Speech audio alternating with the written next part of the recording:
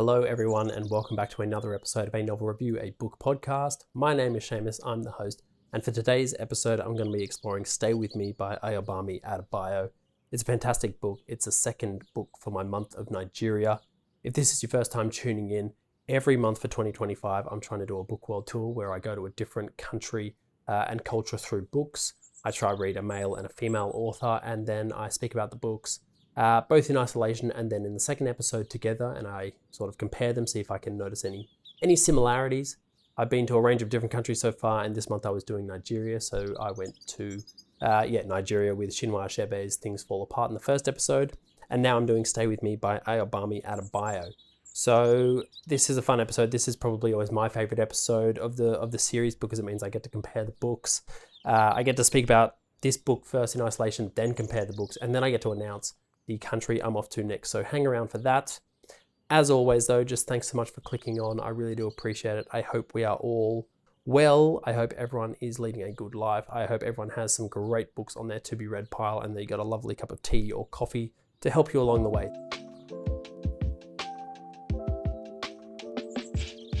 Okay, let's kick things off. Stay With Me by Ayọ bámi Adébáyọ, the female author for Nigeria.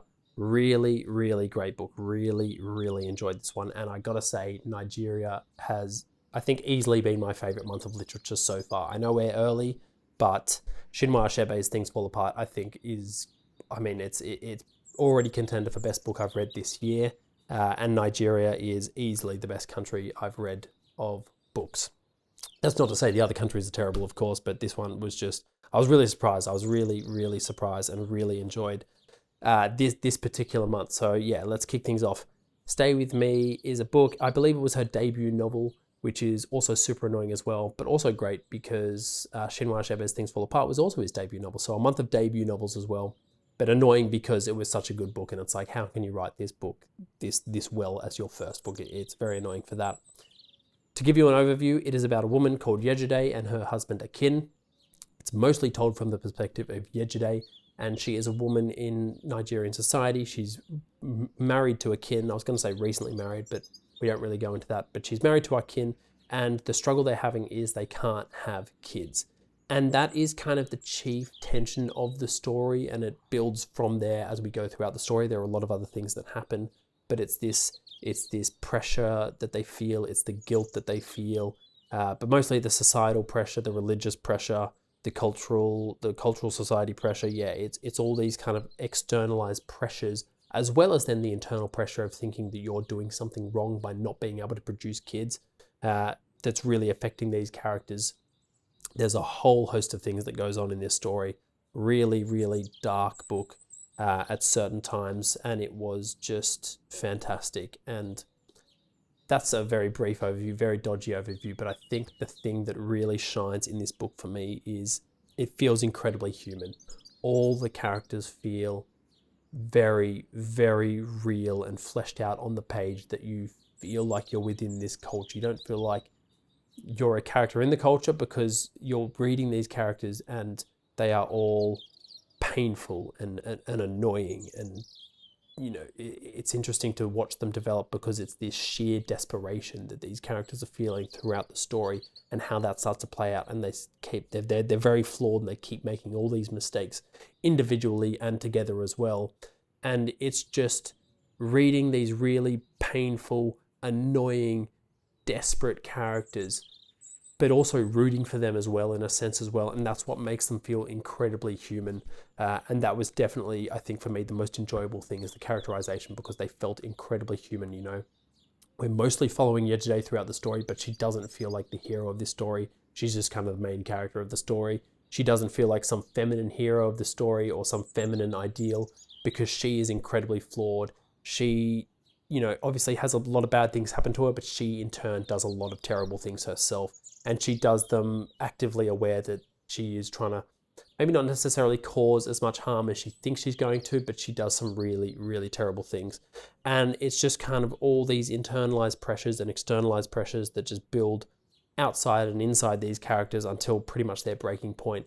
And that is just, yeah, the best thing about this story is that they just feel incredibly, incredibly human. So yeah, let's talk now about the way the story is structured. it is mostly told from Yejide's perspective in these chapters, which I think is really good because it's this idea that women have it tough in this society. They absolutely do, and there's no hiding that. There's no dancing around that. They absolutely have it tough. The traditional, cultural, social values all heaped upon women in this society is what I would call toxic. And you're getting told this story from Yejide's perspective to understand that perspective as well. But what Ayọ bámi Adébáyọ does is every once in a while she will flip and there'll be a short chapter from her husband's perspective, Akin. And what that does is it just balances the story really nicely, because even though you're following mostly Yejide and you start to root for her in a sense, you're also acutely aware that she is making these mistakes, and quite a few of them on purpose, and that she's actually not a great character. And to just get Akin's perspective for just those brief moments, it really kind of balances this story and makes you realize that he's an equally flawed but pressured character as well, and that he's just another human being doing what he thinks is best in his own right, even though that might go against what Yejide wants. But Yejide is trying to do what she thinks is best, but he's also trying to do what he thinks is best as well. And it really just balances the story and highlights that, yes, we're following Yejide, but she is actually not a hero of this story. She's just the character we're following. So getting Akin's perspective really just kind of hits home that it's a really, it's obviously not incredibly well balanced because we're following mostly Yejide, and that's okay. But just getting those brief moments from Akin's perspective really sort of highlights the struggles that he's facing in his personal life, the things that he feels he can't speak about even to his wife, the pressures that he feels, these traditional social, cultural pressures that he feels on an individual level is playing out in real time on the page for us. So giving us those brief moments from his point of view really just balances the story in a really nice way, and develops the characters as well, and makes the characters feel more well-rounded and the story more well-rounded as well. So I really love that. The characterization, but the way then Ayọ bámi Adébáyọ sets the story out as well, doing that sort of shifting perspective, I thought was really, really nice and just added that extra depth to the story. I mentioned how I thought Yejide is not the feminine ideal or a feminine ideal hero. She's not this perfect, shining character at the top of the story doing everything right. She's making all these terrible mistakes along the way. But I've got this quote here that just sort of, I guess, highlights the kind of pressure she's feeling as a woman within this society. And the reason, I guess, I don't think it's necessarily a feministic story is because the mother-in-law in this story, Yejide's mother-in-law in this story, is probably a chief villain in this story. And she sort of highlights that what this culture can become, and she's a product of this culture. And this is how a lot of the culture looks and feels and acts towards other women within the culture. So, she's really loving toward Yejide at the beginning because it's exciting. She's freshly married. She's going to be the perfect daughter-in-law. And then all of a sudden, they're not having kids and they can't have kids. And that pressure starts to build. And it couldn't be something wrong with the man. It's got to be something wrong with Yejide because she's the woman. And you get this sense that women are viewed as this almost tool to just deliver babies. And the mother-in-law is like, yeah, I love you because you're my daughter-in-law, but you're not giving me a grandchild. You're not giving my son a child to further the family name. And this is kind of the pressure she feels. And in this story, it feels incredibly transactional because Yejide is not producing kids. So what does that mean? We've got to get someone else in here, the second wife, to come in and start, get a second wife that's more or less assigned. And I say assigned because it does feel very transactional. It does make it feel like women are just products to produce kids. And so Akin gets assigned a second wife, Funmi, and then this quote here is sort of the pressure that Yejide is feeling as a result of it, the resentment she's feeling towards this other woman as well, which is, I think, pretty fair enough. But this is the quote. So this is Yejide speaking about her thoughts towards Funmi, the second wife. I went through several possibilities, from beating her to a pulp the next time she showed up in the salon, to asking her to move in with us so I could keep her close enough to have my eye on her at all times. It did not take long to realize that the ultimate solution had little to do with her. I simply had to get pregnant, as soon as possible and before Funmi did. It was the only way I could be sure I would stay in Akin's life. And I think that is just, it really acutely highlights the pressure that Yejide is feeling as a woman in this society, that she could possibly lose her husband for the sheer fact that she might not be able to bear his children. And it's that idea of, it's heaped on the woman here. It's, I have to get pregnant. There's clearly something wrong with me. There's no sort of question. Maybe Akin maybe there's something wrong with a kin. No, it's I need to get pregnant to stay in a kin's life. It's not the other way around. So I thought that just sort of really highlighted the tension that women are feeling in this culture. And it's also important, as I said, that the mother-in-law is one of the chief pressures in this culture. She's like, you've got to be producing kids. And if you want to stay in my son's life as his first wife, quote unquote first wife, you've got to be producing kids. One thing I found really kind of affecting in this book is just how terrible all these characters are. And like, I'm not just saying they make poor decisions or they say bad things to each other. There's murder, there's betrayal, there's ignoring of clear mental health issues that go on in this story. And what I found really fascinating, and at first it kind of was confusing me a bit, but then I guess it just sort of highlighted the perception of these in the culture, is how many terrible things would be done and then swept under the rug, both with the characters but also within the story as well. And like, there's murder in this story and it gets very quickly swept under the rug. There's a very big passage of this story where Yejide is clearly suffering in the throes of a mental health breakdown, and it is just very much overlooked and not really treated at all with any love and care and attention.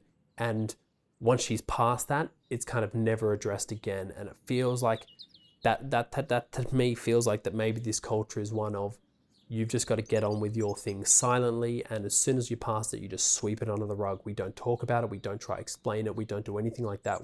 And so a lot of it feels like these traditional cultural social values mixed with religion and modern values as well sort of create this image of what you want your family and you want to project to society, and you've just got to keep all your internalized stuff, all your family drama and everything behind the scenes very much quiet and sweep it under the rug so that no one else can get wind of in this society. No one else can get wind of any of the struggles you might be struggling through, because you don't want someone to be looking at your family, oh, look at them, they're not having kids because she can't have kids. And that's like seen as a really, really poor thing. And it's kind of like that, again, that external pressure of just the social, cultural, traditional values of this culture and how they just create this really unfortunately toxic society to live in.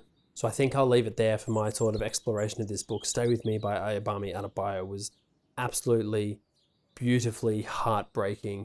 There are some very brief moments of humor that I think are interspersed throughout the story that I think just are very sharp pockets of humor and light. But like I said, there's so many sharp, visceral scenes, the murders and all these mental health struggles and the societal struggles that are very sharp and quite affecting, that just gets swept under very, very well. And I mean, absolutely fantastic novel, very, very well written. I thought the balance of the story was fantastic.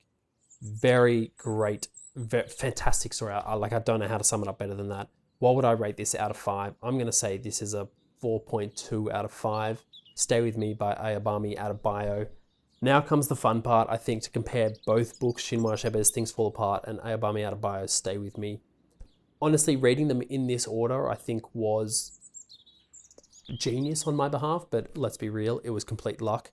Only because Things Fall Apart is about a culture, a Nigerian culture that is incredibly traditional and then starts to get infiltrated by the colonialists, and so you start to see the effects that religion has on the culture. And then I thought it was really interesting to then be reading Stay With Me, is because Christianity has taken root within the culture, but it was fascinating to see how religious they were, but then how much they still sort of clung to the traditional cultural values. And even though religion is the chief religion and the chief belief, there is still, I guess, a respect for those traditional cultural values that they held.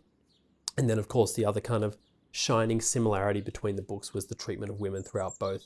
The multiple wives, you're just seen as this thing to basically be producing kids for the next generation. And that's all, it felt like that's what women, that's women's lot in life, that they've just got to be producing kids, they've got to be serving their husband. The treatment of women as well, there's quite a few beatings in Things Fall Apart, and it's not much better in Stay With Me as well. So the treatment of women was a huge sort of similarity between the books, and then the interplay between sort of traditional religion and then Christianity and the colonial religion that comes in there, I thought was really fascinating if you read them in that order. And I think it was just, pure stroke of luck.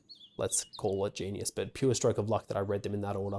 to see the society sort of change and evolve through that way. So that was Chinua Achebe, Things Fall Apart, and Ayọ bámi Adébáyo, Stay With Me, for Nigeria. Okay, so where am I off to this month? I am off to Afghanistan. I do have 2 male authors. It was incredibly difficult to find a female author, which is very, very interesting, and I will talk more about in those episodes. But without further ado, The Patient Stone by Atiq, Rahimi, and Khaled Hosseini's The Kite Runner. I'll hold them up for the benefit of those on YouTube. So yeah, doing 2 male authors. I will speak about that in a bit more depth during the episodes. But very excited to be off to the Middle East, to Afghanistan. I think it's a part of the world that has been plagued by so much violence, but it is an incredibly beautiful part of the world. And I've actually already read The Patient Stone, and this was a very cool book. So I'm excited to actually speak about that one. I've just started The Kite Runner today as well. And I mean, it's a film. I saw the film when it came out, which was years and years and years ago, so I can't remember the story at all. So I'm really keen to sort of read the book and rediscover this story. Very happy to be going to Afghanistan. A little bit upset that I didn't manage to find a female author in print translated in English. But as I said, yeah, I'll talk about that in the episode in a bit more depth. So Afghanistan for June, Nigeria for May. Had a great time in Nigeria. Yeah, the months just seem to be getting better and better. So hang around, listen to that. And yeah, thanks so much for listening, guys. I really do appreciate it. If you have made it this far, if you would like to like and subscribe, I greatly appreciate that. But as always, just thanks so much for your attention, and I will see you guys next time. Cheers.